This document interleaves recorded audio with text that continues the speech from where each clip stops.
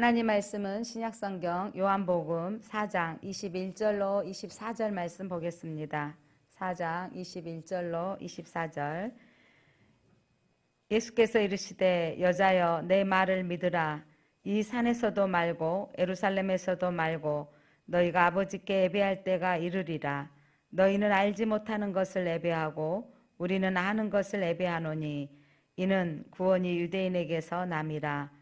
아버지께서 참되게 예배하는 자들은 영과 진리로 예배할 때가 오나니 곧 이때라. 아버지께서는 자기에게 이렇게 예배하는 자들을 찾으시느니라. 하나님은 영이시니 예배하는 자가 영과 진리로 예배할지니라. 아멘. 빛이 있으라. 네, 여러분의 가정에 빛이 있을지어다. 네, 올해 여러분의 삶 가운데 빛이 있을지어다. 이 시간에 빛이 들어오면 말씀이 들려집니다. 예, 오늘 우리 교회 22년 표가 현수막 보이죠? 예, 나는 예배자입니다. 예, 제가 나는 하면 여러분은 예배자입니다 한번 선언하겠습니다. 나는 예, 우리는 예배자입니다.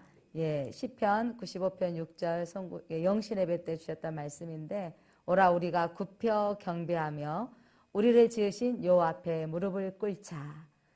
우리를 지으신 하나님 앞에 우리는 경배 드려야 됩니다. 그래서 이번 2022년 첫 주일 그렇다면 예배는 어떻게 드려야 되는지 우리의 방법이 아닌 예수님께서 하신 말씀입니다. 자, 예수님께서 예배에 대해서 가르치시기 위해서 선택한 사람은 예수님의 제자도 아니었고 예수님을 따르는 무리들도 아니었습니다. 예수님께서 예배에 대해서 가르치려고 찾아가신 곳은 사마리아 땅이었습니다. 예수님께서 일부러 그 땅을 들어가시겠다고 본문의 말씀 앞부분 보면 사마리아를 통과하여야 하겠는지라. 주님이 그것을 통과할 계획이 있으셨다는 거죠.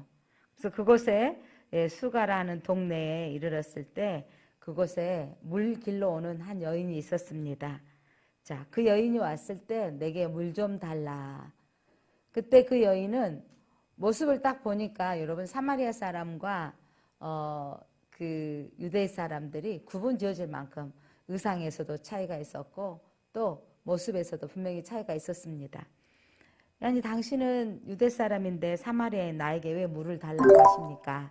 라고 물을 때 예수님께서 하신 말씀이 너가 만일 내가 누구인 줄 알았더라면 너가 나에게 물을 달라고 할 것이다.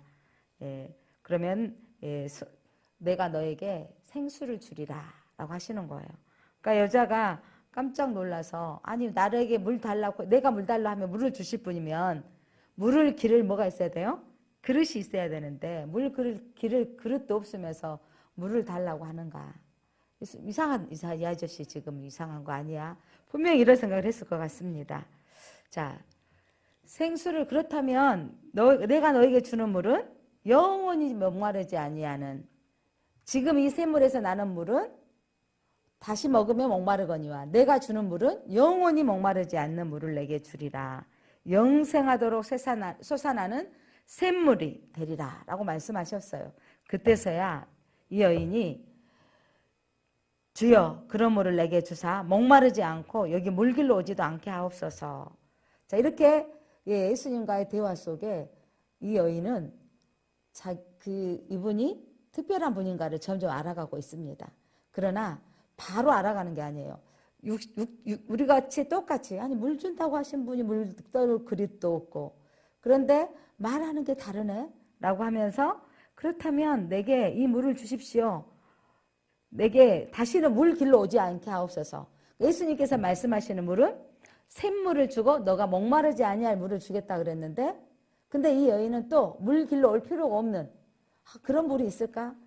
물이도 뭐 요즘 그 정수기에도 이온수가 있고 말카리수가 있고 또 뭐 물이 좋은 산소수가 있고 어떤 물은 또 수소수 뭐 이렇게 섞어서 먹는 물이 있고 이건 좋은 물이 많이 있습니다. 그 물을 먹어야 된다고 뭐 물 파신 분들 이렇게 말하는데 이 여인은 아니 목마르지 않는 물이 있다고요? 내가 다시 기르러 오지 않아도 됩니까? 아직도 어떤 수준으로? 그런 물이 있다면 내가 물길로 오지 않아도 되겠다. 예, 그냥 물리적인 생각만 하고 있던 것입니다. 그런데 그렇다면 예수님께서 다른 설명을 하는 게 아니고 그때 나에게 그 물을 좀 주십시오. 내가 물 길러 오지 않아도 될 물을 주십시오 라고 했을 때 예수님이 전혀 다른 내용의 대화로 시작하는 겁니다. 샘물을 주십시오 하는 예수님이 하시는 말씀이 이 여인의 가장 아픈 부분을 건드리시는 거예요. 내 남편을 데려오라. 아니, 내 남편을 불러오라. 이 여인의 가장 깊은, 누군가에게도 말하고 싶지 않아서 여러분 이 본문의 이야기는 많이 들었던 설교였기 때문에 정오에 물길로 왔다라는 것은, 이 땡볕에 물길로 왔다는 것은 사람하고 부딪히기 싫어했던 여인이었다는 거예요.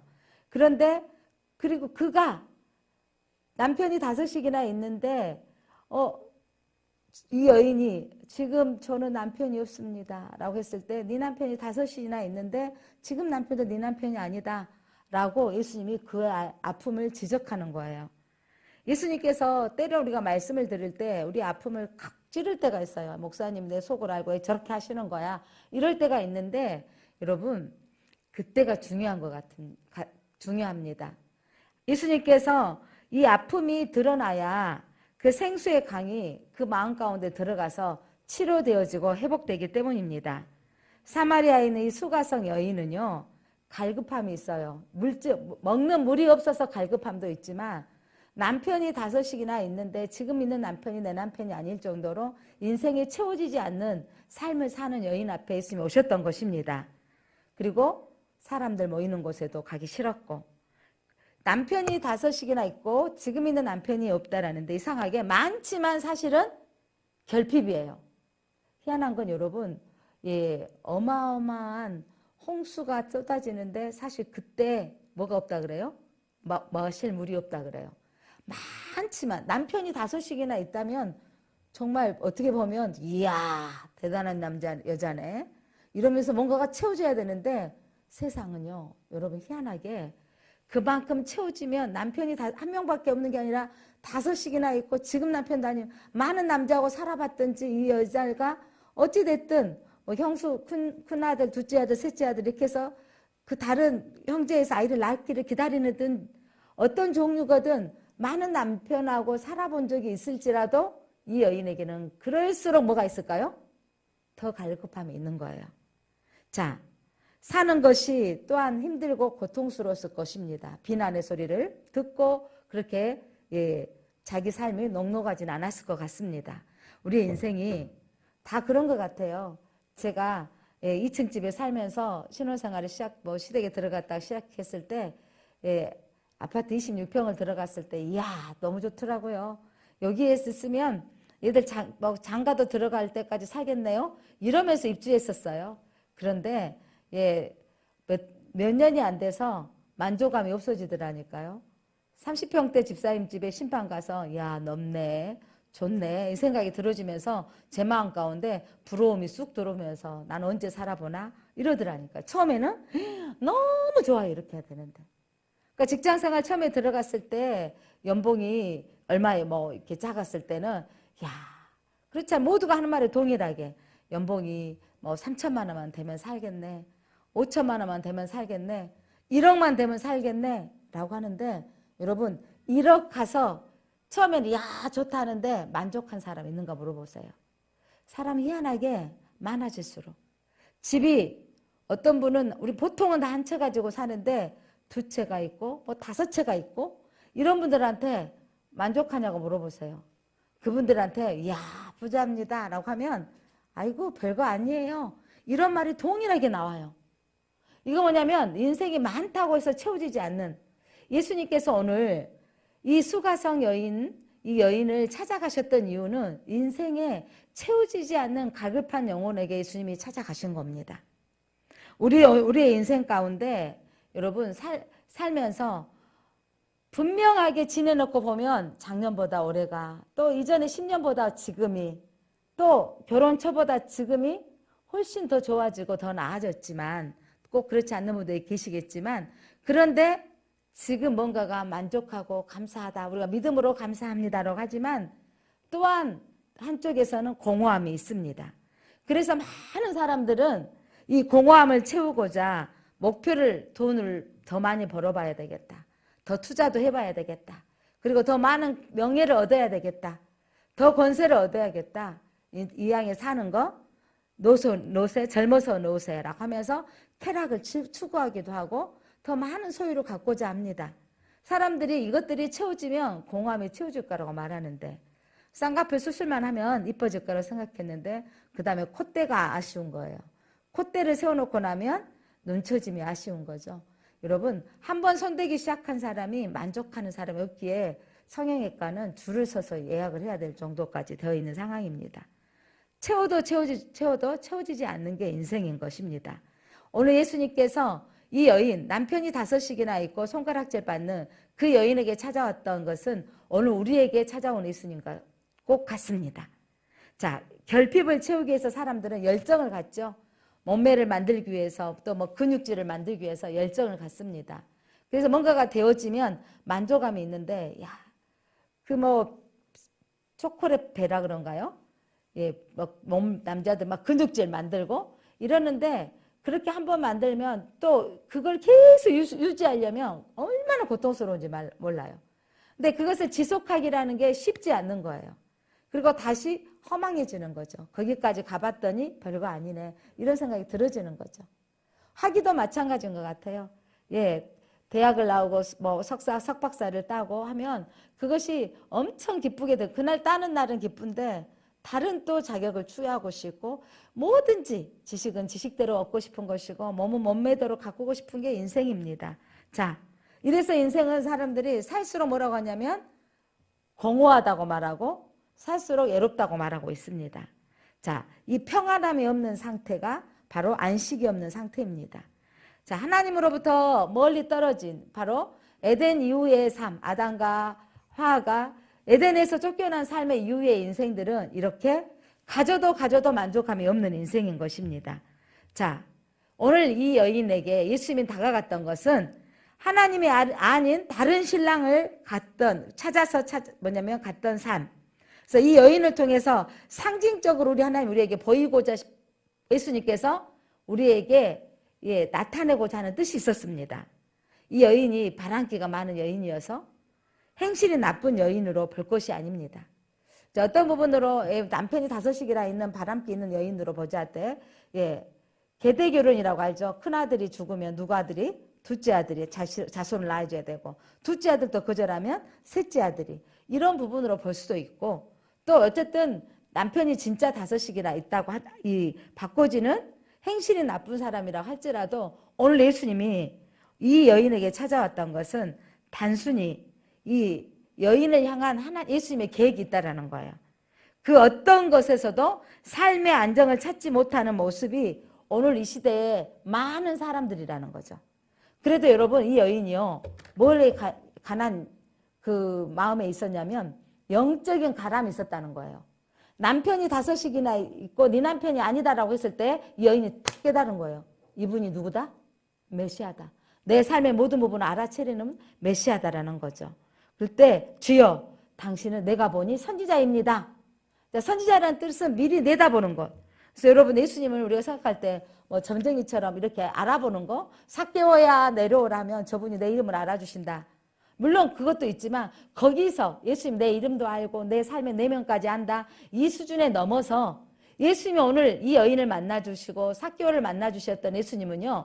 내 이름을 알 정도로 내 내면의 갈등을 알 정도의 수준이 아닌 우리 영혼의 문제를 건드리고 계시는 거죠. 자, 그때 예수님께서 그에게 당신은 선지자입니다라고 말할 때 이 여인에게도요. 영적인 갈급함이 있던 여인이에요. 그러니까 그러면 제가 어떻게 살아야 되죠? 이렇게 물어본 게 아니라 여인이 물어봤던 대답이 뭔지 아세요? 예배는 어디서 드려야 됩니까? 여러분 내 삶을 아는 사람 많은 사람이 점치러 가서 뭐 집사시오 사지 마시오 이 사람과 결혼하시오 뭐 사주가 좋소 어쩌 이런 말에 혹하는 거예요. 귀인을 만날 것입니다 라고 혹해서 누가 귀인일까 이러는데 여러분 그 삶에 매이는 정도가 아니에요. 우리가 예수를 만나러 왔을 때 이 여인이 예수를 만났을 때 먹을 물을 이분 통해서 해결받을 줄 알았는데 이 여인이 우리보다 수준이 높아요. 그러면 물을 어떻게 찾아야 되죠? 이 정도가 아니라 예배는 어디서 드려야 됩니까? 여기에 여러분 영적인 가람이 있는 여인이었다는 거죠. 육적인 문제가 채워지지 않았을 때 여러분 우리는 반드시 하나님의 사람은요 영적으로 가람이 채워져야 됩니다. 그때 이 여인이 예배는 어디서 드려야 됩니까? 사마리아 사람들은 그리심산에서, 당신네들 유대인들은 예루살렘 성전에만 가서만 예배 드려야 된다고 하는데 도대체 예배는 어디서 예배해야 참된 예배입니까? 라고 물어보는 거예요. 이게 다른 거죠. 여러분 우리의 인생에 채워도 채워지지 않는 인생 가운데 여러분 그 인생을 채워지는 이 갈급함, 공허함, 결핍의 상황에서 여러분 안에 예배는 과연 무엇인가가 여러분 안에 질문이었으면 좋겠습니다. 인생에 있어서 여러분 그게 채워져야 될 것. 그러니까 신기한 건 하나님으로부터 채워지는 예배를 드리고 나면 내 인생에 결핍이 있는데 감사가 되어지더라고요. 그 결핍이 있고 공허한데 순간순간 애로움이 쑥 들어올 때가 있어요. 어떤 사람은 가을을 타고요. 어떤 사람은 봄을 타고요. 어느 날 그냥 비가 오는데 눈물이 쑥 흘러진다던가 뭐 갱년기여서 그럴 수도 있고 또 어떤 애로운 상황이 있어서 하지만 뭔가가 내 안에 슬픔이 쑥 밀려올 때가 있는 거예요. 누가 한마디 터치만 해줘도 저 사람이 내 마음이 아는 것 같고 또 누가 내 마음을 하나도 몰라주는 것 같고 나만 애로운 것 같은 이런 상황들. 그때 여러분은 뭘 찾습니까? 내 공허함을 찾기 위해 해결하기 위해서 많은 사람들은 여행을 해야 돼. 그래서 뭔가를 보고 느껴야 돼. 뭐 영화를 봐야 문화생활을 해야 돼. 라고 많은 것을 찾고 있는데 이 여인이 그 안에서 찾고 있는 게 있었다는 거죠. 어디서 예배드려야 됩니까? 라고 물었을 때 예수님은요. 또 그에게 하여간 예수님은요. 정답을 쫙 바로 말씀하지 않으시고 또 질문하셨어요. 예수님이 질문하실 때 이렇게 말씀하시는 거예요. 어디서 예배드려야 됩니까? 라고 했을 때 예수님께서 21절 예수께서 이르시되 여자여 내 말을 믿으라. 이 산에서도 말고 예루살렘에서도 말고 자 그러면 장소로 이 그리심산도 아니고 예루살렘 성도 아니면 어디서 드려라 하는데 어디입니까? 할 때 예수님께서는 너희가 아버지께 예배할 때가 이르리라. 자 사마리아 여인은 뭘 물어봤는데 어디서 장소를 물어봤는데 예수님은 뭘 말씀하시죠? 때를 말씀하시는 거예요. 예배할 때. 자 왜냐하면 사람들은 유대인들이 너무 예루살렘 성에서만 예배드려야 된다고 강조하고 있었기에 예수님께서는 하나님은 모든 것을 창조하신 분이시기 때문에 어디에나 계신 분이에요. 그래서 어디에나 계신 분이기 때문에 하나님 앞에 내가 마음을 여는 것이 중요하다는 거죠. 때가 중요한 거예요. 여러분 장소는 가정에서 예배 드릴 수도 있습니다. 교회에서도 예배 드립니다. 그러나 그 때라는 상황 속에 뭐냐면 내 마음을 여는 순간이 중요하다는 거예요. 자 그렇다면 예배하다라는 뜻이 무엇이냐면 누구의 손에 입을 맞추다. 언어의 뜻은 입에 손을 맞추다. 경배의 뜻이에요. 그분을 존중한다는 뜻. 무릎을 꿇고 이마를 땅에 대다. 부복하다. 절대자 앞에 완전히 엎드리다라는 거예요. 그래서 하나님 앞에 나를 온전히 내려놓는 것이 예배입니다. 이게 뭐냐면 이 사마리아 여인처럼 내 마음을 찔림이 왔을 때 그래요. 제 안에 이런 결핍이 있고 제 안에 이런 공허함이 있습니다. 왜 채워도 채워지지 않는 이런 마음들이 있을까요? 순간 감사합니다라고 했다가 다시 그건 당연한 거고 또 다른 것이 없는 결핍을 보는 나를 보면서 하나님 앞에 나의 모습을 그대로 드러내는 거예요. 나는 남편이 5씩이나 있고 지금은 내 남편이 아닙니다. 라는 심정으로 하나님 내 마음은 공허합니다. 하나님 내 안은 애롭습니다. 하나님 나는 채워지지 않습니다. 라는 고백을 해야 되는 거죠. 그때 예수님이 이어서 하실 말씀이 자 이제 아버지께 예배할 때 완전히 그분 앞에 부복하며 예배 드려야 할 때가 오는데 22절 너희는 알지 못하는 것을 예배하고 우리는 아는 것을 예배하노니 이는 구원이 유대인에게서 남이라. 사마리아 너희에게서부터가 아니라 구원은 예수님이 유대인의 자손으로 나왔잖아요. 구원은 예수님으로부터 시작되어지는데 자 너희는 알지 못하는 것을 예배하는데 이제 아는 것을 예배해야 돼요. 사랑하는 성도 여러분, 우리 신약시대에 여러분 예배를 드리는 방법을 알아야 됩니다. 알고 예배를 드려야 됩니다. 자 23절 이어서 같이 한번 읽어볼까요? 23절 시작. 아버지께 참되게 예배하는 자들은 영과 진리로 예배할 때가 오나니 곧 이때라. 아버지께서는 자기에게 이렇게 예비하는 자들을 찾으시니라. 자, 뭔가가 채우지 않는 결핍과 공허와 애로움과 정말 공고한 심령 안에 주님이 직접 그 여인이 오실 걸 알고 그 수가성의 우물가에 기다리고 계셨던 예수님이 그 여인의 모든 것을 아시면서 주님의 그 근원적인 것을 풀어주시는 거예요. 그러면서 여러분 우리가 어떤 예배를 드려야 되냐면 우리가 알고 예배를 제대로 알아야 된다는 거예요. 자, 아버지께 참되게 예배하는 자는 어떻게 예배 드려야 된다고요? 영과 진리로 예배할지니라. 영과 진리로 예배할지니라. 영과 진리로 예배할지니라. 이렇게 예배하는 사람, 영과 진리로 예배하는 자를 예수님이 찾으십니다. 그렇다면 영으로 예배드린다는 것은 무엇인지. 자, 영으로 예배드린다라고 하는 건 여러분 주님의 임재가 있는 예배인 거예요. 주님의 임재, 주님이 성령님이 함께 하시는 예배가 되어져야 되는 거죠. 그러니까 중요한 건 하나님이 이곳에 임하옵소서. 개예배를 시작할 때마다 항상 이곳에 하나님이 임재하시고 성령님이 인도하시고 그렇게 기도하잖아요. 그러니까 주님의 임재가 있는 예배를 드려야 돼요. 중요한 거 뭐냐면 내가 어떤 형식으로 물론 이 예배를 드릴 때 이 순서 중요합니다. 교회사에서적인 부분으로 순서도 중요하지만 중요한 건 아무리 멋진 순서를 챙겼다 하더라도 하나님의 임재가 있어야 되는 거예요. 예를 들면 뭐 결혼식 예배를 준비를 뭐냐면 목사님 결혼식 예배 인도해 주세요. 목사님 이사 예배 인도해 주세요. 목사님 그러면 제가 이사 예배를 드리기 위해서 말씀도 준비하고 기도는 누가 해야 되고 순서를 준비해서 차례를 드려서 이러면 예배가 준비가 된 게 아니고 중요한 건 그 예배 가운데 누가 함께 하셔야 되는 거죠? 하나님이 함께 하시는 하나님의 임재가 있어야 돼요. 그러면 우리의 형식이 끝나는 거예요. 세상 사람들이 제사 지내잖아요. 좋은 고기 올려놓고 뭐 생선 또 뭐 과일 뭐 큰 거 큼직한 거 이렇게 올려놓는데 중요한 건 제가 과일 사러 공판장에 가보면 가끔 장사하신 분이 이래요. 그냥 먹을 거예요. 제사 지낼 거예요. 제사 지낼 거면요 여러분 크고 좋은 거 사는 거예요. 못 먹어도. 여러분 내가 모양 형태 크고 좋은 것을 올려야 사람들은 복을 받는다고 생각해요. 그게 세상의 제사예요. 그런데 우리 기독교적인 예배 제사는 크고 내가 좋은 것, 내가 뭔가를 드리는 게 중요한 게 아니고 누가 오셔야 되는 거예요? 하나님이 임재하신 예배를 드려야 되는 거죠. 그런데 세상의 제사는요, 누구를 초청하죠? 귀신을 초청하는 거예요. 돌아가신 누가 오셔가지고 쌀이 흩어지고 뭔가를 냄새를 맡고 가서 복이 되게 한다. 이거 뭐냐면 귀신을 초청하는 거지만 우리의 예배는 하나님이 임재하시는 거. 그러니까 영적인 예배라는 것은 하나님과 함께하는 예배가 되어져야 되는 거예요. 여러분 한 사람 한 사람 이곳에 와서 예배를 드리는 우리의 모습 위에 주님이 하나님이 함께 하신 예배를 드려야 되고 그 다음에 이 예배가 누구를 기쁘시게 하는 예배가 되어야 되죠? 하나님을 기쁘시게 하는. 그래서 가끔 우리가 특송을 하면 너무 잘하고 박수를 치는데 저분들이 잘했어요 박수가 아니라 누구에게 해야 돼요? 하나님의 영광 받아주시옵소서 이 마음으로 해야 되는 거예요. 그러니까 우리가 어머 너무 이뻐서 이렇게 박수 쳐줄 때가 있지만 어머 어쩜 저렇게 은혜롭게 하지? 라고 하지만 사실은 그것이 그 사람에게 드리면 안 되고 누구에게? 하나님의 영광 받아주십시오. 이런 박수를 드려야 되는 거예요. 그래서 하나님을 기쁘시게 하는 예배가 진정한 예배인 거죠. 하나님의 마음을 함께 느끼고 기쁨을 함께하는 예배.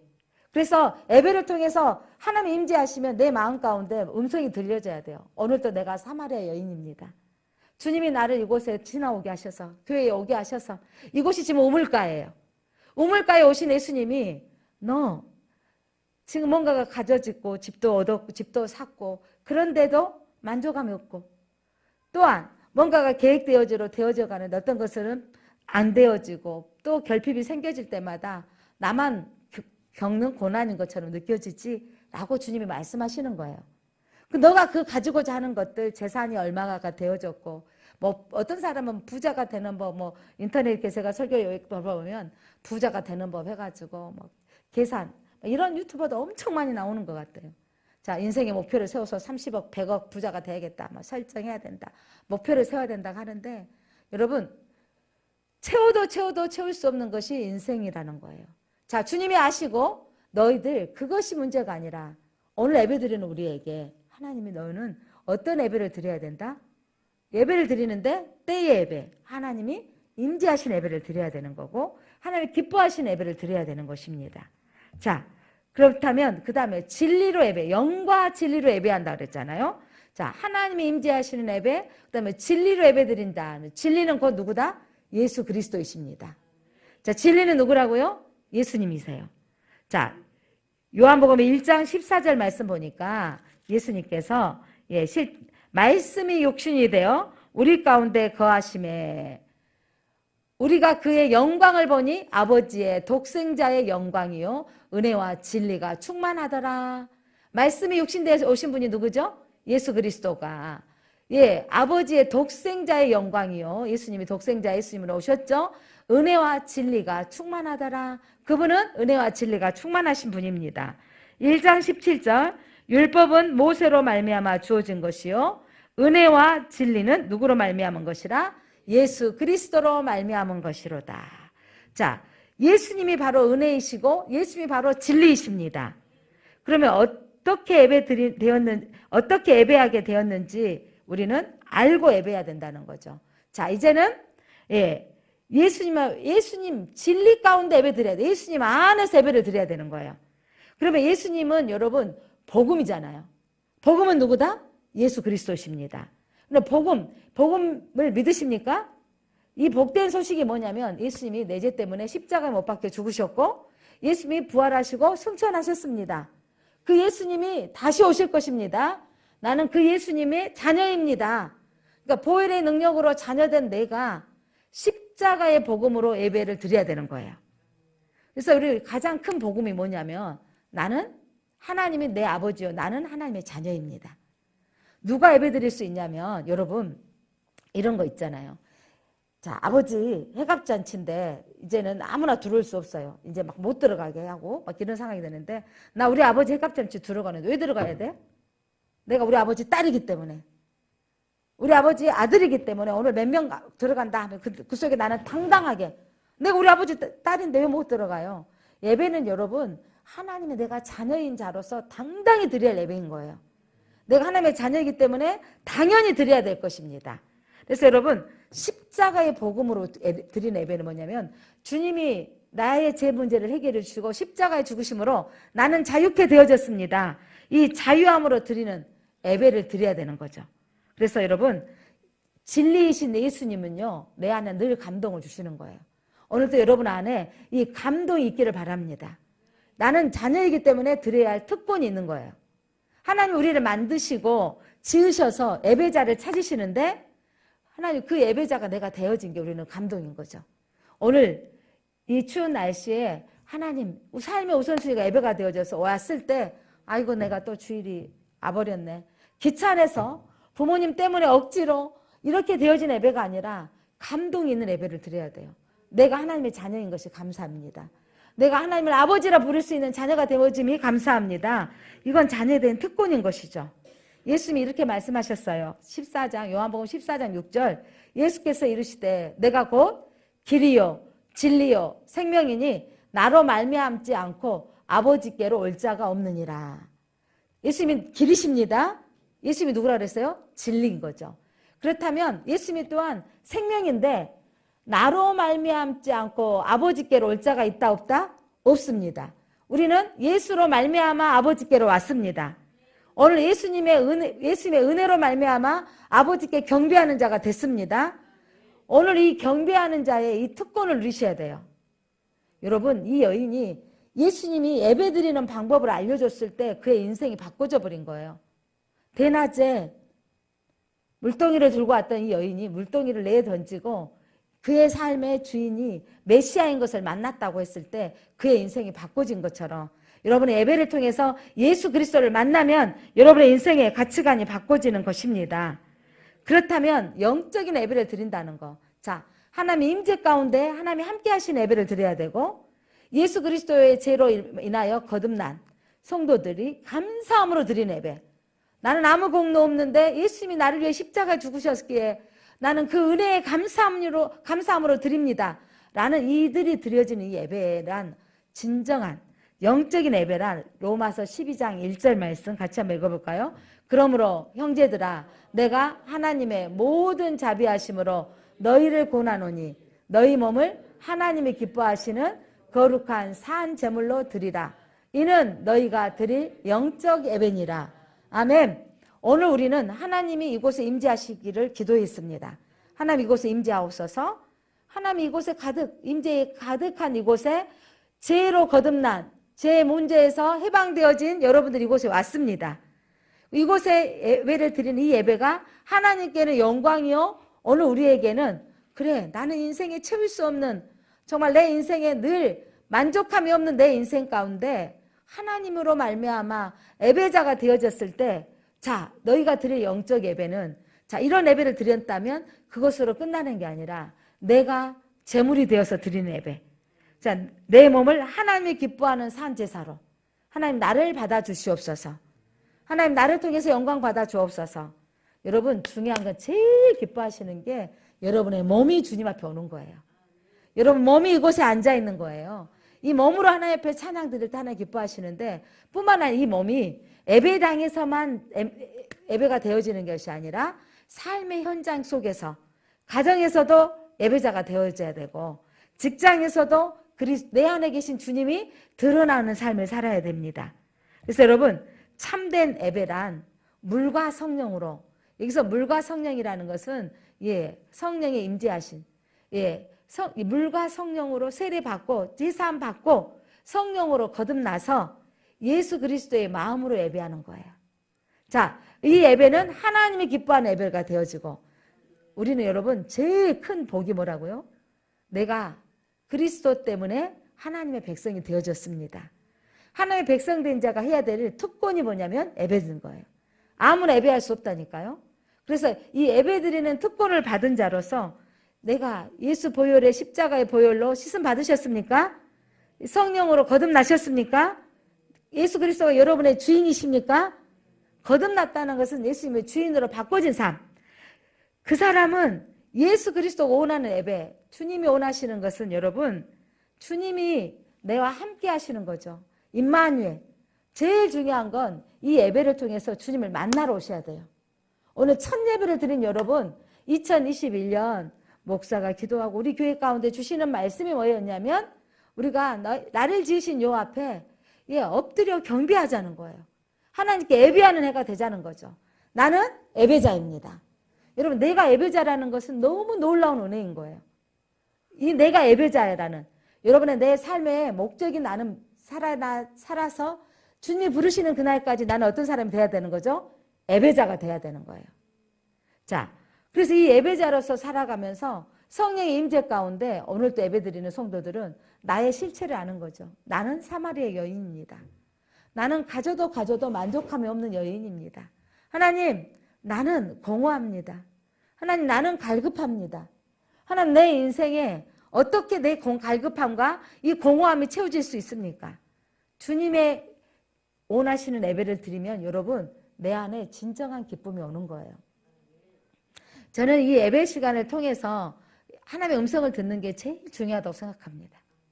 이 예배 시간 하나님께 사시는 말씀. 그러니까 저는 주일마다 이전에 제가 부교육자로 있으면서 설교 들을 때마다 주보에 주시는 메시지, 주보에서 주시는 그 제목부터 보는 거죠. 그래서 오늘도 제가 오늘 우리가 드려진 영과 진리로 예배할 때 이 코로나가 상황이 어떻게 바꿔질지 이제 이 오미크론으로 인하여서 긍정적인 한 요소는 이게 이제 모두에게 확진자가 많아지면서 면역체계가 생겨질 것이다. 또 약이 지금 이제 수입이 되어져서 이 약이 처방이 되어지고 좀 두려움이 사라지는데 중요한 건 우리나라만, 미국만, 영국이나 뭐 잘 사는 몇 개국만 이 전염병이 사라진다고 중요한 게 아니에요. 지금은 세계적인 팬데믹이라 그래요. 이 무슨 말이냐면 세계가 하나 비행기 타고 다니지 배 타고 물건들이 수입해서 오지 이러기 때문에 이 백신이 모든 나라에까지 다 적용이 되어져야만이 그래야 자유로워질 수 있는 거예요. 그래서 부강한 나라들이 자기들이 먼저 맞고 또 가난한 나라에 주잖아요. 아 북한 대단해요. 일반 다른 약 준다 그랬더니 우리 그거 안 받겠다. 뭐만 받겠다? 미국에서 주는 백신만 받겠다는 거예요. 미국 말은 그렇게 잘 들으면서 그러면서 그 약 아니면 우리는 안 받겠다는 거죠. 지금 완전 폐쇄돼 가지고 지금 그 안에 실정을 알 수 없는데 최악의 상황일 것이다. 이번에 그분 사진 봤죠? 30대인데 이제 40대 다 됐나요? 얼굴이 그냥 쭈글쭈글 많이 아프긴 아팠나 봐요. 팍 늙어갖고 나왔죠. 그런데 그들이 그렇게 당당한 건 자기가 가지고 있는 유일한 무기, 핵이 가지고 있다라는 것 때문에 그렇게 여러분 핵이 그들을 보호할 수 있을까요?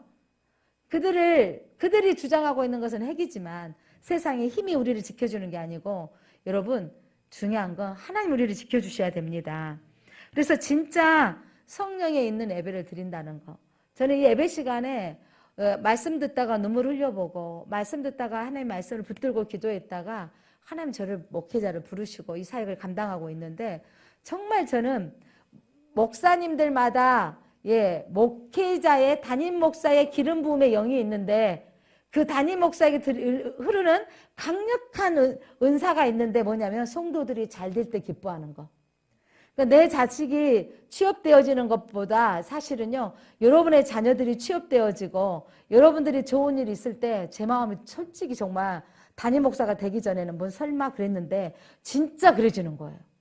이게 그러면서 어떤 목사님이 그 말하는데 내가 고개를 끄덕끄덕해지더라고요. 어떤 목사님이 설교 중에 이러는 거예요. 목회자들에게 흐르는 영적인 강력한 기름 부음이 있는데 교회 성도가 잘 되는 거래요.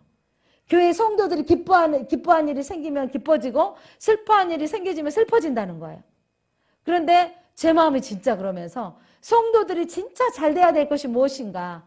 이 코로나 시대에 정말 장사하신 분들 더 어렵고 힘든 상황들이 되어지는데 그런데 진짜 잘 되어질 것이 뭐냐면 예배가 잘 되어지면 범사가 잘 되어지기 때문이에요. 그래서 정말 여러분 우리가 이 예배를 2021년에 정말 하나님이 기뻐하는 예배를 드려보자라는 겁니다. 그래서 이 물과 성령으로 거듭나서 예수 그리스도의 마음으로 우리가 예배할 때 하나님의 인생이 바꿔지는 거예요. 진리이신 예수님이 내 삶의 왕이심을 고백하며 드리는 예배. 저는 요거 때 예전에는 문학의 밤이었어요. 교회들마다 자체 교회에서 학생들이 성가대도 하고 연극도 하고 시도 낭송하고 연대시락 해가지고 막 연대로 시를 낭송하기도 하고 이런 일이 있었어요. 제가 지금도 기억하는 게 대성교회. 그때만 해도 우리 교회에서 대성교회 가니까 엄청 커 보이더라고요. 대성교회 학생회 때 갔는데 그때 한 자매가 이렇게 그 교복을 입고 찬양을 부르는데 그 예배 찬양을 통해서 제가 은혜 받아가지고 지금도 좋아하는 찬송 중에 하나가 뭐냐면 찬송가 94장 주 예수보다 더 귀한 것은 없네. 이 찬양을 부르는데 얼마나 감동이 되는지 여러분 1절만 한번 같이 불러보실까요? 같이 불러볼까요? 우리의 목소리로 주 예수보다 더 귀한 것은 없네. 이 세상 부귀와 바꿀 수 없네. 영축을 내 대신 돌아가시 그 놀라운 사랑 잊지 못해. 세상 즐거움 다 버리고 세상 자랑 다 버렸네. 주 예수보다 더 귀한 것은 없네. 예수 밖에는 없네. 여고생 자매가 이 찬양을 혼자 솔로로 부르는데 저는 그때 이 찬양 곡이 마음으로 쏙 들어버렸어요. 그때는 주 예수보다 더 귀한 분은 없네. 예전에는 분이었어요. 지금의 것이라고 표현한 건 뭐냐면 사람만 아니라 어떤 것보다도 돈보다도 명예보다도 그 모든 것보다도 그러면서 세상 부귀 다 버리고 주님 그 찬양을 곡을 제 안에 쑥 들어오면서 제 안에 힘들고 어려운 일이 있을 때마다 이 찬양을 부르면서 눈물 흘려본 적이 참 많았습니다. 사랑하는 성도 여러분, 예배는 하나님의 음성을 듣는 거예요. 예배를 통해서 오늘 여러분이 내가 사마리아인 여인인 것을 깨달았으면 좋겠습니다. 주님이 왜 그곳에 가야만 했을까요? 그 갈급한 영이 모든 것이 남편이 5씩이나 있는데 여러분 그건 좋은 것을 많이 가진 게 아니잖아요. 그런데 가졌으나 부끄럽고 수치스럽고 사람들 만나기도 싫은 그 영혼이 주님 앞에 만났더니 그가 영적으로 가람이 있었던 거예요. 나를 채운 것이 뭘까? 예배를 잘 들어보면 될까? 여러분 안에 내 인생이 바꿔지기를 원하는데 예배 한번 잘 들어보면 될까? 이런 마음이 한번 있었기를 바랍니다. 저는 진짜 제 삶에 제가 잘 드렸다고 표현할 수 없지만 예배 드리기를 좋아했다가라고 표현할 수 있어요. 예배 드리기를 좋아했다가 주님 만나는 인생인 거예요. 저는 여러분이 우리 교회가 예배 드리기를 좋아하는 성도가 되었으면 좋겠습니다. 예배 드리기를 기뻐하는 성도가 되었으면 좋겠습니다. 주 예수보다 더 귀한 것은 없네. 정말 우리의 삶 가운데 정말 세상 어떤 것보다 주님이 가장 귀한 것입니다. 가장 귀하십니다라고 고백했으면 좋겠습니다. 이 여인이 그 예수님이 너에게 영원히 목마르지 않는 물을 내가 너에게 주리라 라고 했을 때 이가 메시아인지 알아보는 거예요. 여러분이 마음에 터치가 되어졌을 때 그분이 참 하나님인 것을 알아보시기를 바랍니다. 여자가 이르되 메시아 곧 그리스도이십니다. 내가 그가 오실 줄을 내가 아노니 그가 오시면 이 모든 것을 우리에게 알려주실 것입니다. 여러분의 인생의 갈급함은 예수 그리스도를 만나며 해결되어집니다. 이가 예수를 만난 것입니다. 이 여인이 바로 메시아인 줄 알아보지 못한 거예요. 메시아가 오시면 그분이 누군데? 메시아인데 메시아가 오시면 내가 그분 이런 일을 뭐냐면 오실 줄을 내가 알고 있습니다. 그런데 예수님이 뭐라 그러셨어요? 우리는 왜 예수님이 오셔도 모르냐면 자기 나름대로 예수님을 상상해 놓았어요. 아마 이 여인도 아마 왕으로 오신다고 생각했기 때문에 왕관을 쓰고 오실 줄 알았는데 아니 초라한 모습으로 목말라 있는 예수님을 보였겠어요?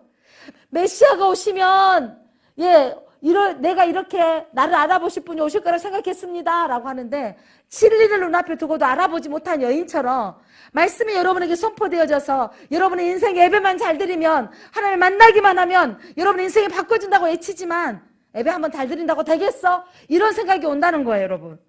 근데 예수님이 그에게 말씀하셨어요. 메시아가 오시면, 그리스도가 오시면 그런 날이 올 것입니다 라고 했는데 내가 그다. I am who I am. 내가 그다 라고 말하는 거예요, 여러분. 이 말 어디서 많이 들어보지 않으셨나요? 떨기 나물 가운데 만났던 모세가 하나님 이름이 무엇입니까? 나는 나다.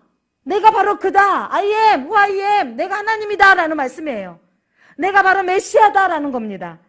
여러분 속박에서 풀어주는 분, 해방하실 분은 예수 그리스도인 걸 믿으시기 바랍니다. 여러분의 인생의 결핍을 해결하실 분은 예수 그리스도이십니다. 여러분의 공허함을, 여러분의 애로움을, 여러분의 채우지 않는 욕심들을 그 어떤 것들로 채워질 수 없지만 메시아를 만나면, 예수 그리스도를 만나면 여러분의 인생이 해결되어지는 걸 믿으시기 바랍니다. 수가성 여인이 5 남편이 있었지만 채워지지 않는 결핍이 있었던 것처럼 뭔가의 결핍에 붙들려 사는 인생, 가져도 채우실 수 없는 거. 여러분의 인생이 그렇습니다. 학벌을 가지면 나는 그 정도면 저 바로 고등학교 졸업하지 않았고 대학을 바로 경험하지 않아서 대학에 다니고 싶었었고 이런 것들이 나중에 나이 들어서 뭐 석사학위, 박사학위까지 박다지 못지만 박사학위 과정까지 했지만 이런 것들을 경험해 느낀 게 뭐냐면 난 그거 하면 학위에 대한 자유와 만족감이 있을 줄 알았어요. 그런데 그거 배웠다고 다 만족되어지는 게 아니더라고요. 끝없는 욕구가 우리를 채워줄 수 없는 것들이 있다는 걸 저는 알았습니다.